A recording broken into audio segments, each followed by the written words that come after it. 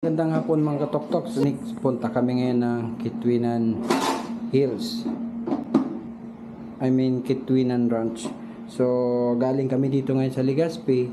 Tapos pupunta kami ngayon doon sa Kamalig. So, more or less, siguro, hindi naman yun magta 30 kilometers. So, malapit lang naman, mga 30 minutes. 30 minutes driving. Isn't it, darling? Yes. Yeah, say hi. Hi. Hi. Welcome to our house. And like and subscribe. Bye. Ayan. Mga bakot-bakot namin. So, kita ko sa inyo mga tuktok. Ito yung paborito kong dalhin. Ayan. Yung PR gas dati or Brent gas na ngayon. Brent gas stove. Tama ba? Or gas light stove. Ayan. Portable stove. Tapos ito yung kanyang butane. So mas matangkad, mas marami. Kaya dali lang natin yan. Tapos ito, magdadala din tayo nito, yung foldable chair. Bumili tayo ng dalawa Woody chair. tapos kasi ito table to, foldable table din. So galing to sa online, binili natin para pag nagka-camping or nagpi-picnic meron tayong magamit. Tapos ito. Alin pa baby? Which one? Okay, give it to me. Yan, ito yung binili din ni Baby K. Yan, maliit na kasirola at kawali. Yan, ito hindi natin to pwedeng kalimutan. Mosquito killer, lalo na kapag nagpipiknik. Minsan may mga lugar na malanggam at mga insekto, so kailangan natin yan para at least kahit malanggam, pag in-spray natin dito, hindi sila tumatagal dyan eh. So para maging komportable tayo kung saan man tayo yung location natin. At lastly, two more ito, tent. Bumili din kami ng tent. Yan, good for, sabi dito is 80. Ayan, good for 8. So may check kung nakikita ko. Medyo malaki-laki ito ng konti at komportable. Pero mura lang naman to eh. Yung local lang naman to eh. Nasa 900 plus something. Good for 8 person. Tapos ito yung favorite natin na dalhin. Binili ko din ito sa online. Yan. Isang bitbitan lang, tapos marami siyang lalagyan. At kahit marami kang dala-dala, pwede mo na pag isa-isahin at isang bitbitan na lang. Yan. Ito yung takip. Tapos Ito yung plato. ito yung plato. Wait darling, how many plates are there? 1, 2, 3, 4, 5, 6. Okay, 6. 6 yung plato, tapos meron ding baso. 1, 2, 3, 4, 5, 6. Ayan, 16. So bali, ganyan lang siya, diba? Isaan lang nalalagyan. Tapos, But where are the fields? wait a minute darling. Tapos, mayroon siyang, anong tawag dito? Storage box. Yan. There are 6 plates. Bali, 6 din ng ganito. 2 matangkad, tapos 4 na ganitong maliliit. 4 na ganito, so bali 6. Yan. Tapos may kutsara.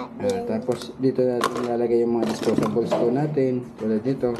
At ito yung mga takip niya. May mga takip niya bawat isa. So, di ba napakaganda? So, isaan lang na bitbitan. Can help you, Daddy. Yeah, help me.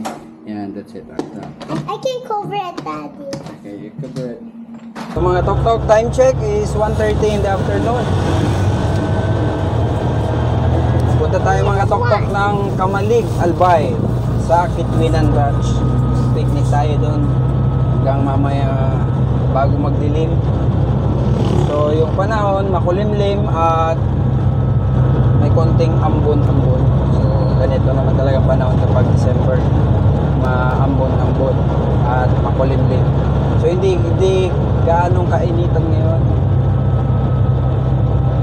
Although may araw na lumalabas labas pero hindi siya masyadong mainit. Doon punta tayo doon ng Kitwinan kasi i-review natin ng konti yung drone natin, yung DJI Neo. Na subukan ko na to. This is my first time na magka-drone at magpalipad ng drone. Although may mga napansin akong negative o disadvantage na ng Neo, pero mas marami yung advantage niya. At totoo naman talaga yung mga sinasabi sa review na itong drone na to ay mga pang beginner. Kasi kanina bago tayo umalis, nag-take off tayo ng drone. So doon sa part na yon, kukunon sana natin yung Mayon Volcano at yung downtown ng Legazpi. Kasi overlooking yung Legazpi at Mayon Volcano. Kaso yung problema ay may nakalagay sa RC ko or doon sa cellphone ko na unlock area ba yun? Something na ganun. So parang Unlock take off. parang hindi yun unlock take off. Ano yun, baby? Unlock take off. Hindi yun unlock. Parang i-unlock muna para makapag take off siya. So kaso kiniklik ko naman yung unlock niya, parang ang nire-response lang ng cellphone is checking. So nagka-dalawang ulit akong try, pinatay ko ulit yung RC ulit, ganun pa rin, talagang parang may authorization na sinasabi. Hindi ko alam kung restricted pa yung mga ganun na sinasabi nila, kaya hindi ko nagamit yung RC sa pagpapalipad ng Neo kanina. Pero sinubukan ko pa rin yung manual na pagpapalipad sa Neo, yung gamit lang yung walang gamit na cellphone o kaya RC. So naka-take off naman ako, yung rocket lang pinag-try natin. Ka-take off naman, kaso after nun, kapag nag-landing na siya, sasabihin naman sa'yo na unable to take off, restricted zone. So yun, kapag restricted, nagsasabi nila ng ganun si Neo. Kaya kung gusto mo makapalipad ulit, hindi ka gagamit ng RC, gagamitin mo lang yung mga features niya na nandun sa drone mismo. Magkakapalipad ka doon, kaso yun nga lang, paisa-isa. So after mo makapalipad, take off, tapos pag naglanding, kailangan mo i-turn off ulit, tapos turn on para makapalipad ka ulit.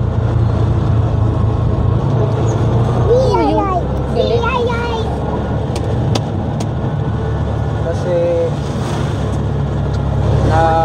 nag-notify si Neo ng unable to take off, restricted zone. Yun. Kaya mamaya susubukan natin yung lahat ng available features ni Neo na walang gamit na cellphone at walang gamit na RC. Yun. So kapag nasubukan na natin lahat, tulad yung circle, yung spotlight, yung follow, yung rocket, and so on and so forth, ilan yun? 6 ata or siyam, something like that. Tapos isusunod natin gagamitin yung RC. Actually hindi naman ako marunong magpalipad ng drone kasi first time ko, pero nanood lang ako sa YouTube. Nanood lang ako sa YouTube para matuto. Yung first na pagpapalipad ko, unsuccessful. Yan, after 10 minutes driving, nandito na tayo sa yan. Ito yung likod ng Cathedral, Legazpi Cathedral or Albay Cathedral. Dito tayo.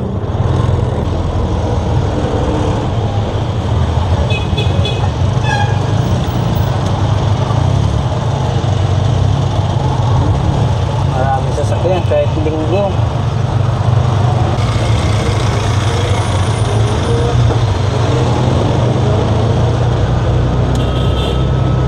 Bibili ka ng tinapay?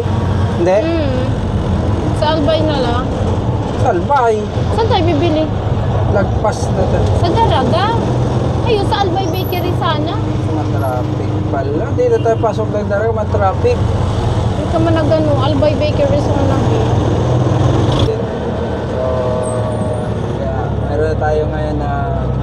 Insta360 at itong isang camera natin na mura lang. Nasa yung O6 yung nireview natin. Nireview ko sa vlog ko pero pangit yung sound ko. Hindi ko alam kung pigi ba ito ng O6 na itong nabili ko sa online or ganito talaga yung O6, pero malaki yung pagkakaiba sa ibang review.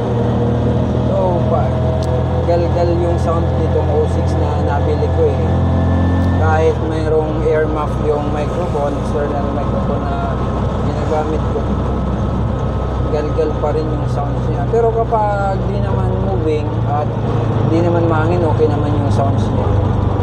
Pag moving lang naman, lalo na kapag nasa ride, maingay. Hindi buo yung sound.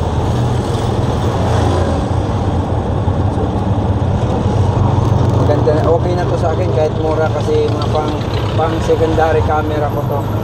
Itong O6. At na-track ko nito kasi marami siyang mga accessories na kasama. Yung mga mounting. Ang kagandahan ng mga mounting niya hindi lang pang O6, kundi nagagamit ko rin dito sa Insta360 ko. Sakto yung mga mounting niya. Yun. Mayroon ako niyang ganyan din mga Hindi pang ako ano bumili. di. Ha? Daddy. May ganyan ako. Anong ganyan So ako? parang free sa bagbakal ko dati ng cell. Ay free ata yung kay Onel. Tinaus niya sa akin. Saan? Ay free sa akong susay mo. So yung mga ganyan sa pangtakad-takad, yung mga pigabirik-birik. Mounting? Hindi, basta marami din ako. Nandun nakatago.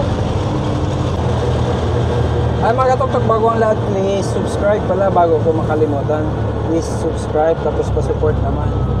And comment naman po kayo kung may suggestion kayo or to participate pa. Tapos support nyo naman yung channel ko through joining sa aking channel or joining sa membership. So, thank you so much. Thank you so much in advance. Malaking bagay po yan sa aking channel kung kayo mag-join or mag-member. So anyway, bago lang tayo sa channel, hindi pa naman natin ito gawin masyado. Dito na tayo sa Daraga Public Market. So straight tayo, hindi tayo kumaliwa kasi mas matraffic doon. So straight tayo, tapos dito na tayo dadaan sa Duterte Highway. Yun lang. Para maulan sa pupuntahan natin. Kulimlim. Ba't ang dilim? Hindi makita yung mayon. Nangingitim ang langit. Ala, Kaya, ang lakas siguro ng ulan din. mapapalaban yung natin yung owning tent. Masusubukan yung owning tent. Daddy. Ano yan mga nasa karton ba ganyan? Di ba yan yung cartoon na release nila di? Karton yan ng DSWD. Relief pack ng DSWD. Ano lang ang bigyan nila niyan? Bakit tayo wala? Sa mga narugado sa Baguio lang? Of course. Okay. Mga affected lang. Ang dami bagayan. DSWD. Dalawang 6x. Tararararabu. Tararararabu. Kain manikan sa balay. Tornilyo. Dito na mga katoktok na ito. Duterte Highway na to eh. Kaso, sinimulan ko yung umpisa noong panahon ni President Duterte.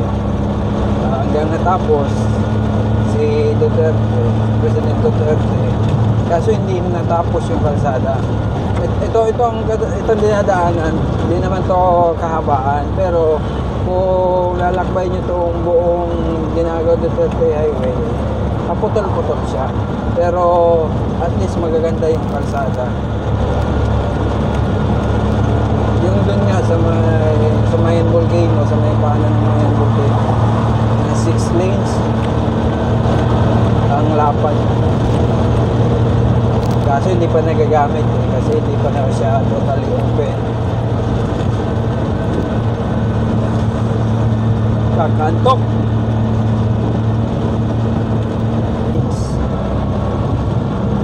Yung front camera ko is O6S60. So, masusubukan ulit natin ito kung magalaw ba talaga sa video.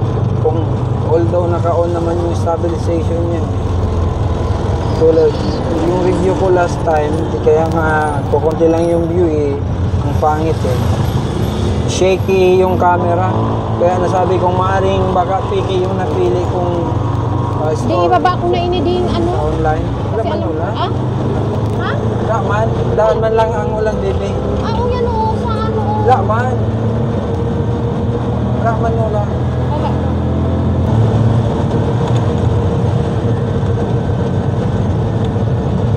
Yan, ito na yung papasok ng Cagsawa Ruiz. Natatakpan kasi ng jeep ko sa ayan.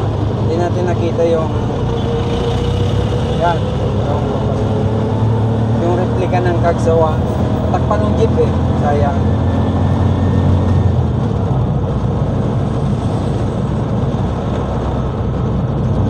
Bago tayo didiretso ng campsite or ng picnic area doon sa Kikwinan, daan muna tayo ng bypass road ng Kamalig kasi parang tingin ko para ay nga wrong timing na naman lagi eh. Maganda sana doon kasi ang ganda ng Mayon Volcano, yung bungad doon eh, kitang kita yun yung Mayon Volcano, kaso yung problema is umuulan mambon, kaya kahit makapalipad tayo, hindi rin tayo makakakuha ng magandang view kasi nga umuulan eh. Kapag umuulan eh, yung Mayon Volcano nagko-cover talaga siya ng ulap, kaya wala tayo makikita eh.